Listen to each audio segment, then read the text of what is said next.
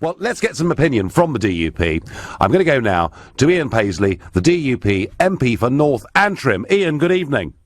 Good evening, Nigel. It's wonderful to talk to you. You're really great, my old friend. How are you? Well, I'm well, but I'm completely and utterly confused. You guys are in a really powerful position. This government can't survive without your support after the somewhat botched from the Tory perspective election earlier this year. So they need your support to stay in government. And the bit, Ian, I don't get is how could the Prime Minister have been about to sign something that would have changed Northern Ireland's status without even talking to you guys? Well, I think we need to do, I think it is important that we do put some flesh on the bones, because there is an awful lot of spin and dirt and dirty tactics going on.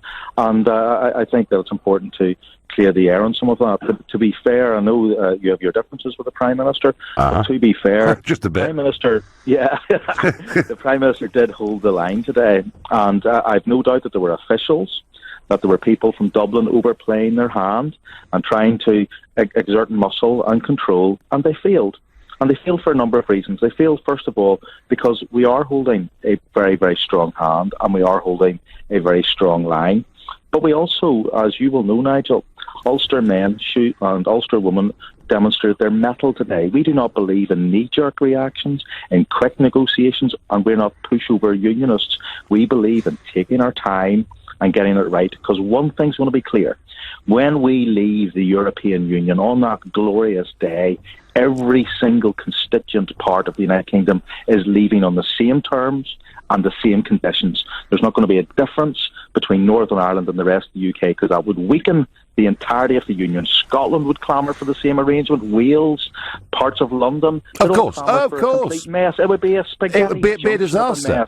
But I mean, you know, you mentioned the Prime Minister, and perhaps you've got some more time for her than I have. But I mean, did you think, Ian, when you were campaigning and you and I shared platforms in that referendum, did you think that as a result of us voting to leave, we'd finish up paying a leaving bill of nearly £50 billion?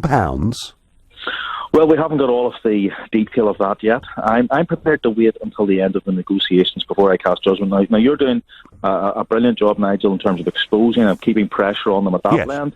You'll know that my job politically is to make sure that, let's see where this negotiation goes. Let's put down our red lines privately as well. Let's work on issues and put on our influence and try and assert that influence behind the scenes. And then when the final deal comes, let's look at it. Now, I agree with you, and I agree with the other position. People do not want to pay any more than is due to the EU. But if there is something that we need to pay that is fair and reasonable and accounts for what we do actually owe, then I'm up for a discussion on that. I'm up for a fair deal, because in any divorce arrangement, there's always going to be some things which you don't like, but at the end of the day, we are leaving, and we're going to leave on the best terms to the United Kingdom. Well, I've got a very good view on this. If we don't get a good deal, Nigel, we leave and we go for WTO. That's my position. That's the position I've had for a long time, and that's where we need to be. But if that's where we need to be if this does not work out. But I'm prepared to go with these negotiations and try and get us the best deal. And remember, we've been in negotiations before. I often joke, I negotiated with the IRA and got them to support the police. That was a pretty good result. Now, I think we can negotiate with these European people and get a good result for the United Kingdom also. Does there come a point, Ian Paisley, where the DUP can no longer continue to support this government? You're kicking the ball too far down the line. That's unfair for me to answer that at this point. I think we have made it very clear that we support this government on a number of reasons.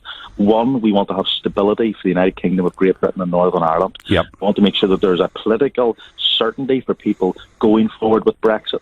And we believe that, therefore, we will support the government in those terms. If the government backtracks on our agreement, on the principles that we believe we have established with them, that'll be a matter for them, and there's consequences. And I don't need to spell out those consequences. In fact, you know something, Nigel? It's better that it's never actually said. Okay, and Ian, finally, a great day for the DUP, in your opinion? It's always a great day for the DUP, because we are the party of the people. But now, I just say this before it is finally. I want to publicly thank you for your revolutionary leadership of this nation over Brexit. We shared platforms. You were the unpopular guy. You had to take the brickbats, and we got there. We had a great victory, and we're going to get this over the line. And I want to thank you for the. Well, that's kind of you, Ian. But that's kind of you. But I'm going to keep all the pressure up I can because I want I want the Brexit we voted for. Ian Paisley, thank you very much indeed for joining me. Thank you. You didn't, frankly, have the balls to put country before party.